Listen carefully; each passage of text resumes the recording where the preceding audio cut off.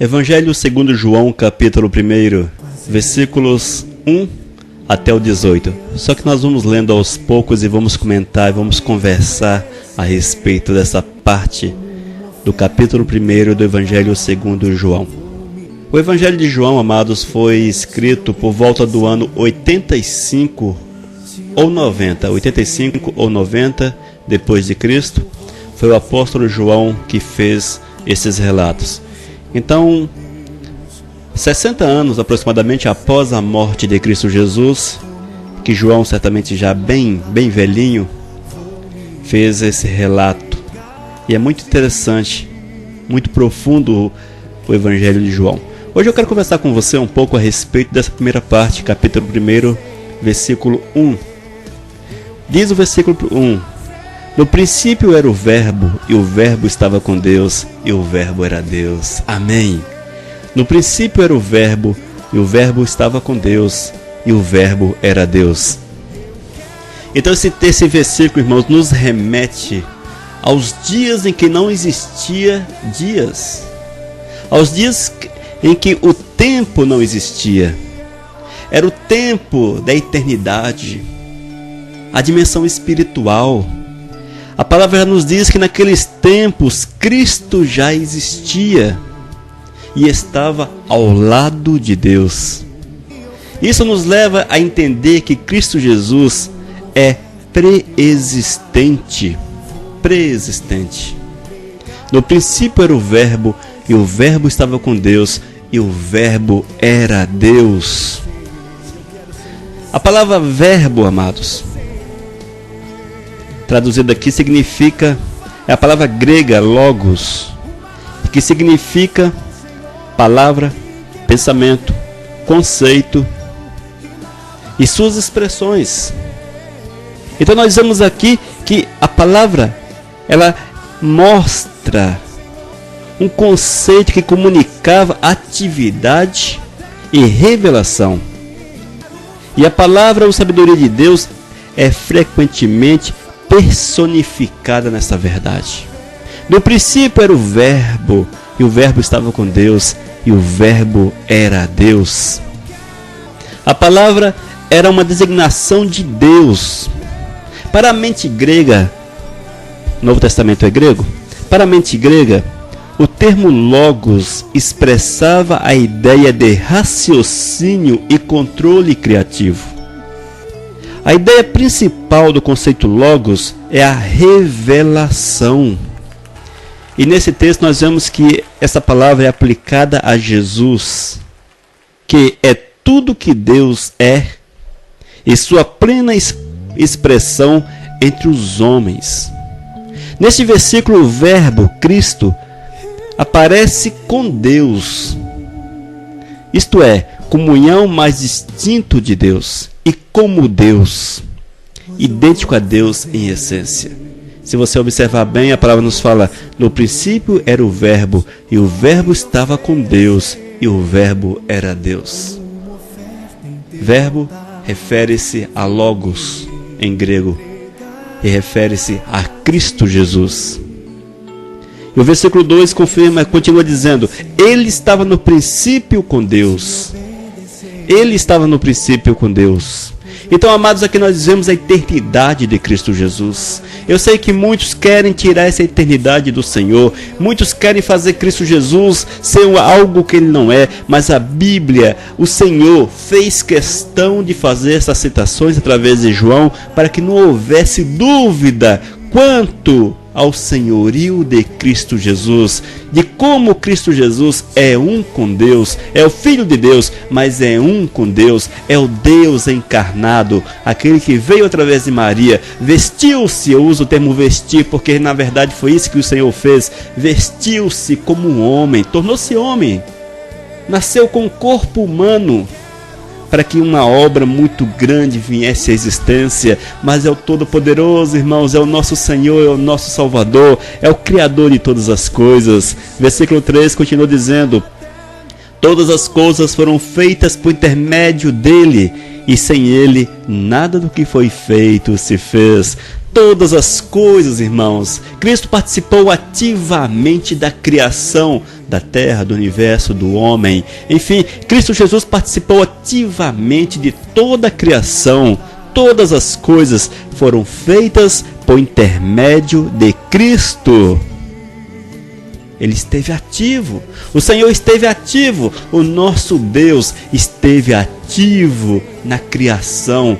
Nosso Deus participou ativamente da criação. Glórias ao Senhor, porque este que é o Deus, o Todo-Poderoso, nos amou de uma forma tão intensa, tão profunda. Versículo 4, estamos lendo Evangelho segundo João, capítulo 1. Estamos no versículo 4. A vida estava nele, e a vida era a luz dos homens. A vida estava nele, e a vida era a luz dos homens. A luz resplandece nas trevas, e as trevas não prevaleceram contra ela. Amém? Aqui nós vemos, amados, a palavra vida e luz em destaque. Uma ênfase sobre as palavras vida e luz. Estas são duas palavras especialmente associadas ao Evangelho de João. A luz em João significa revelação, que manifestará a vida que está em Cristo e que traz juízo aos que a rejeitam. E a vida, segundo o Evangelho de João, significa salvação e libertação baseada na expiação de Cristo. Oh, glórias! Aqui, irmãos, vemos que João escreveu com atenção especial e mostrou duas facetas do nosso Senhor. Uma das facetas, a luz, revela a vida que está em Cristo. Revela também que ele traz juízo sobre aqueles que o rejeitam. E mostra-nos também a vida, que refere-se à libertação que Cristo proporciona a todos aqueles que submetem-se ao seu senhorio. Irmãos, nós precisamos cada dia mais conhecer a respeito do nosso Senhor, entender a grandiosidade do nosso Senhor, compreender aquilo que o Senhor fez por nós, entendermos que o Senhor nos amou de uma forma tão intensa, que só mesmo quando estivermos na glória, só mesmo quando estivermos com Ele ali, juntos, nas terras celestiais, haveremos de compreender com toda extensão o significado da graça de Deus, o significado do senhorio de Jesus e do seu amor expresso no seu nascimento, na sua encarnação como homem. Irmãos, é difícil para nós compreendermos essa situação. É muito difícil. É muito difícil para nós compreendermos Deus, até mesmo compreendermos Deus, porque o que nós temos de... é impossível para nós mensurarmos a grandiosidade do Senhor. Nós não temos parâmetros. Nossos parâmetros são os nossos governantes. Aqueles que viveram no passado, que fizeram impérios gigantescos. Isto é o nosso referencial de grandiosidade. Mas eu quero dizer para você que o Senhor está muito, mas muito, infinitamente além do maior governante que já existiu sobre a face da terra. Eu sei que você sabe disso, mas eu quero chamar a tua atenção para esse fato que Cristo Jesus, nesta grandiosidade, nesse poder imenso, Ele submeteu-se, humilhou-se, e tomou forma de criatura, encarnou-se, tornou-se homem, homem em todos os aspectos, amados. Meu Deus, nós não podemos achar que Jesus era um deusinho ali vivendo com Maria e com José e Maria. Não, de forma alguma. Jesus era um garoto nos seus dias de garoto, um adolescente nos seus dias de adolescente, um jovem nos seus dias de juventude, sujeito a todas as dificuldades, a todos os problemas, até mesmo orgânicos, de saúde. Jesus era homem perfeito nesse aspecto, Homem perfeito porque ele tinha todos os atributos comuns aos homens, exceto o pecado.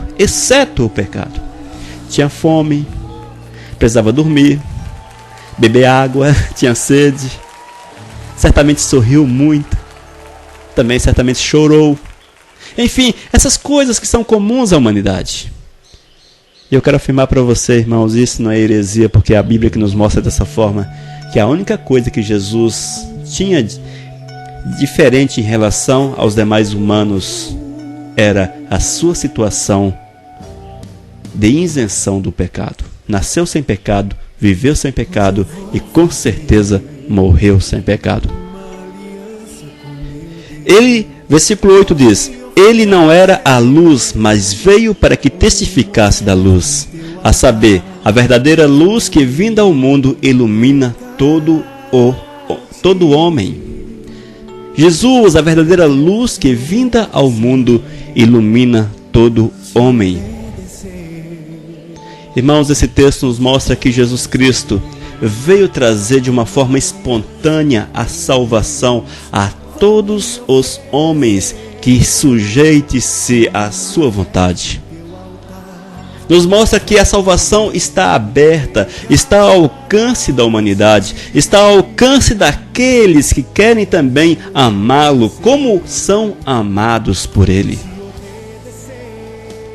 Aqui a palavra não está falando de uma salvação automática. Não, esse negócio de salvação automática não existe. A Bíblia não nos dá a entender que existe uma salvação automática.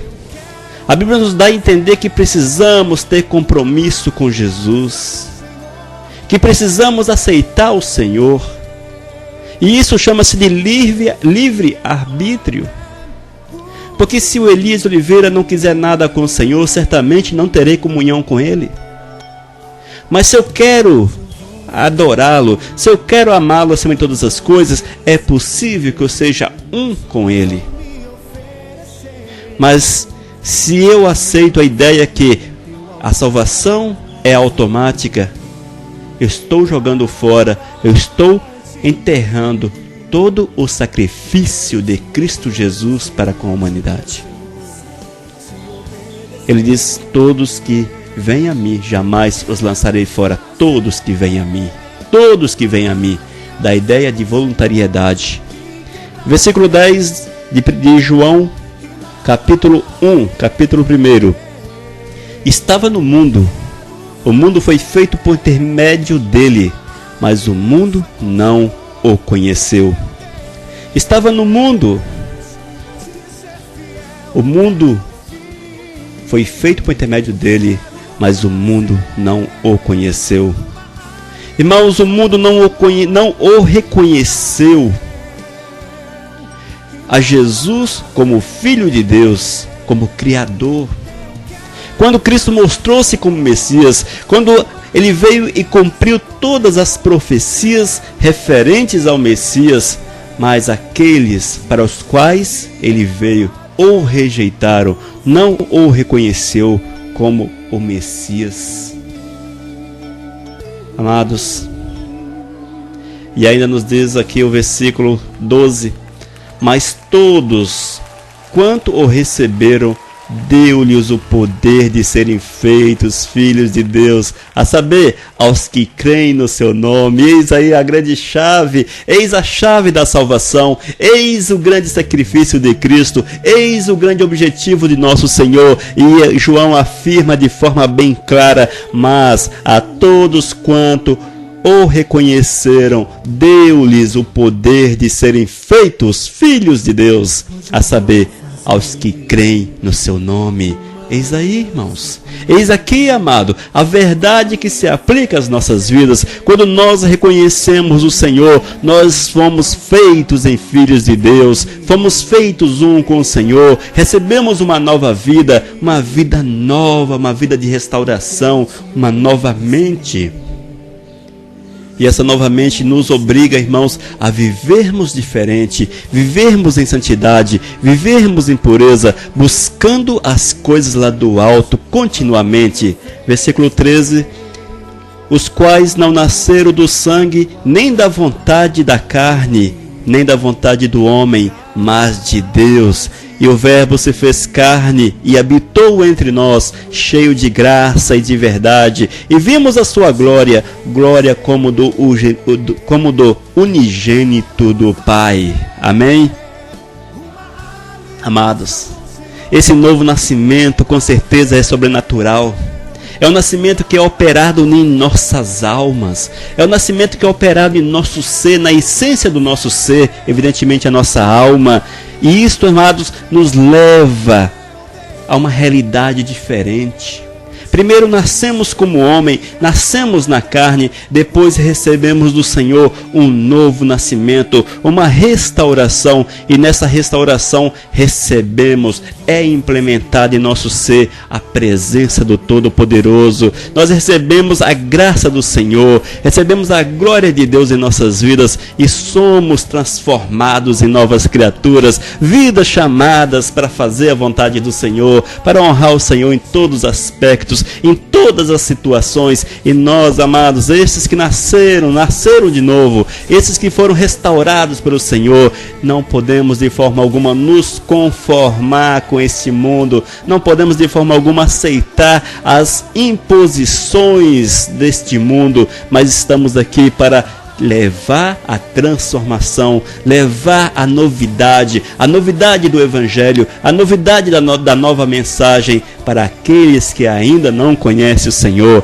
para aqueles que ainda não estão com o Senhor, e desta forma levá-los a entender que a salvação é o bem mais precioso que nós temos na nossa existência, porque através da salvação nós vamos estar na presença do Senhor. Através da salvação nós temos acesso aos céus. Glórias a Deus por isso. Versículo 15, João testemunha a respeito dele e exclama: Esse é o de quem eu disse, o que vem depois de mim tem contudo a primazia, porquanto já existia antes de mim. Nós vemos aqui que João, antes do nascimento, ele já estava ali testemunhando. João, nesse caso aqui, João Batista, estava ali testemunhando a respeito daquele que haveria de vir, aquele que era o Senhor, o Todo-Poderoso. Versículo 16, porque todos nós temos recebido da sua plenitude e graça e sob graça. Porque a lei foi dada por intermédio de Moisés, a graça e a verdade vieram por meio de Jesus Cristo.